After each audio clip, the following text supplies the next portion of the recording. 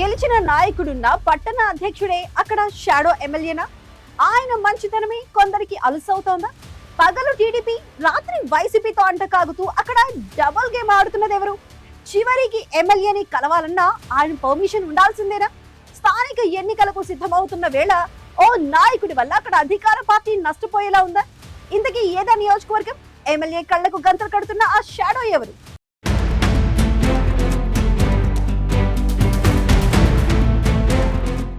బాపట్ల రాజకీయాల్లో విచిత్ర దృశ్యం కనిపిస్తోంది. ఒకవైపు నిజాయితీ, సేవ అనే విలువలతో ముందుకు సాగుతున్న ఎమ్మెల్యే నరేంద్రవర్మ చుట్టూ ఏర్పడుతున్న అనుమానాల వలయం ఇప్పుడు చర్చనీయాంశంగా మారింది. అభివృద్ధి కోసం పరుగులు తీస్తున్న నాయకుడి చుట్టూ అంతర్గత అసంతృప్తి మెల్లగా బయటపడుతోంది.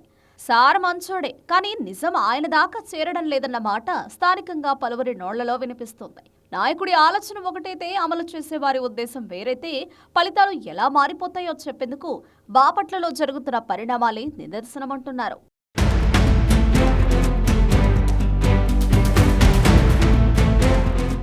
బాపట్లలో ఎమ్మెల్యే చుట్టూ ముసురుకుంటున్న సందేహాల్లో ప్రధానంగా వినిపిస్తున్న పేరు టీడీపీ పట్టణ అధ్యక్షుడు శ్రీనివాసరావు. ఎమ్మెల్యే దగ్గరికి చేరాల్సిన ప్రతి సమాచారం ముందుగా ఆయన చేతిలోకి వెళుతోందన్న ఆరోపణలు వినిపిస్తున్నాయి. అక్కడి నుంచి ఫిల్టర్ అయి ఎమ్మెల్యే దాకా వెళ్లే సమాచారం ఎంతవరకు నిజమన్నది ప్రశ్నగా మారింది.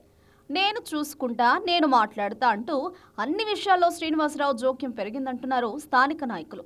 గుడ్డిగా నమ్ముకున్న నాయకుడే ఎమ్మెల్యే కళ్లకు గంతలు కడుతున్నారనే అభిప్రాయం బాపట్లలో బలపడుతోంది.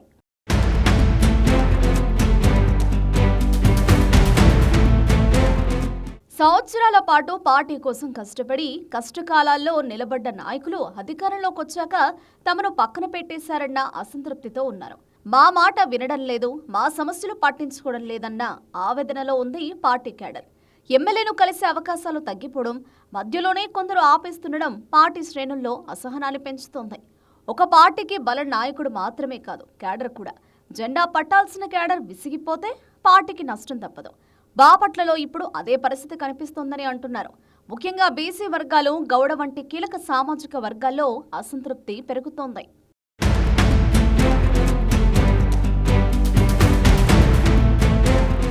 టీడీపీకి వెన్నెముకగా నిలిచిన ఈ వర్గాలు ఇప్పుడు తమకు ప్రాధాన్యం తగ్గిందన్న భావంలో ఉన్నాయట. ఒకే వర్గానికి ప్రాధాన్యం పెరుగుతుండటంతో సామాజిక సమతుల్యత దెబ్బతింటోందని చెబుతున్నారు. ఎమ్మెల్యే వ్యక్తిగతంగా అన్ని వర్గాలను కలుపుకునే నాయకుడే అయినా కింది స్థాయిలో జరుగుతున్న పరిణామాలు భిన్నంగా ఉంటున్నాయట. ఇది వేగ్నేశ ఇమేజ్కు కూడా విరుద్ధంగా మారుతోంది. సమస్యలు చెప్పుకునేందుకు ఎమ్మెల్యేను కలవాలంటే ముందు శ్రీనివాసరావు దగ్గరకు వెళ్లాలనే పరిస్థితి ప్రజలతో ఆయనకు దూరం పెంచుతోంది. ప్రజలతో నేరుగా మమేకమయ్యే నాయకుడిగా ఉన్న ఎమ్మెల్యే ఇమేజ్కు ఇది నష్టం చేస్తోంది. ఇది కేవలం ఒక వ్యక్తి వ్యవహారం మాత్రమే కాదు, మొత్తం వ్యవస్థపై ప్రభావం చూపే అంశమని విశ్లేషకులు చెబుతున్నారు.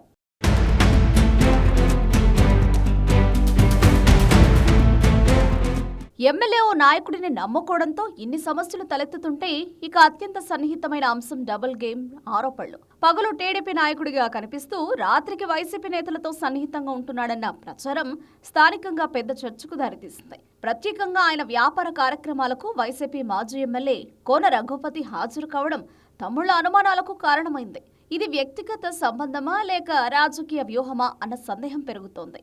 ఇది పార్టీకి నష్టం చేసే అవకాశం ఉందని అంటున్నారు బాపట్ల తమ్ముళ్లు. అధికార పార్టీలో ఈ అంతర్గత అసంతృప్తిని క్యాష్ చేసుకునే పనిలో ఉందట విపక్ష పార్టీ. అసంతృప్త వర్గాలను దగ్గరకు తీసుకునే వ్యూహం అమలు చేస్తోంది.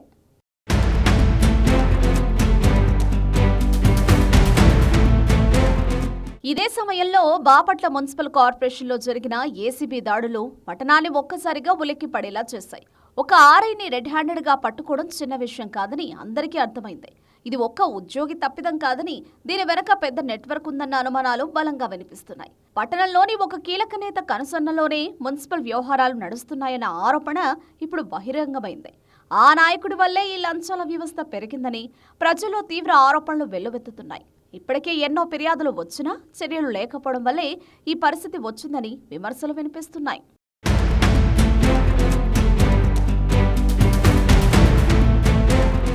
ఏసీబీ దాడులు మున్సిపల్ వ్యవస్థలో లొసుగులకు అద్దం పడుతున్నాయి. ఉద్యోగులను పావుల్లా వాడుకుని వెనక నుంచి ఆట నడిపించే వాళ్లు ఎవరన్నది ఇప్పుడు ప్రధాన ప్రశ్నగా మారింది. ఈ వ్యవహారంలో అసలు పాత్రధారులు ఎవరెవరు లాభపడుతున్నారో అన్నది బయటపడాల్సిన సమయం వచ్చింది. ఇప్పటికైనా కఠిన చర్యలు తీసుకోకపోతే ప్రజల్లో నమ్మకం పూర్తిగా దెబ్బతినే ప్రమాదం ఉంది. చెడ్డ పేరు తెచ్చే నాయకులను కాపాడడం అంటే పార్టీని బలహీనపరచుకోవడం అన్న అభిప్రాయం వ్యక్తమవుతుంది. రేపిది సరిదిద్దుకోలేని సంక్షోభంగా మారే అవకాశం ఉన్నాయని హెచ్చరికలు వినిపిస్తున్నాయి. ఇప్పటికే ఉన్న రాజకీయ అసంతృప్తికి ఈ ఏసీబీ దాడులు మరింత ఆజ్యం పోసాయంటున్నారు.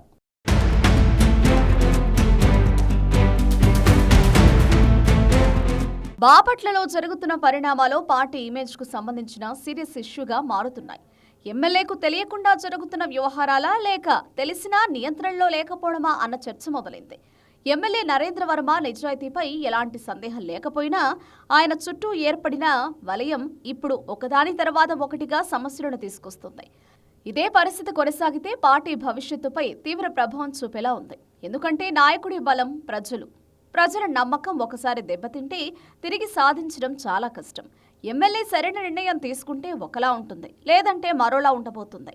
బాపట్ల ఎమ్మెల్యే ప్రచారాలకు తెరదించేలా, విమర్శల్ని తిప్పికొట్టేలా ఏ నిర్ణయం తీసుకుంటారో చూడాలి మరి.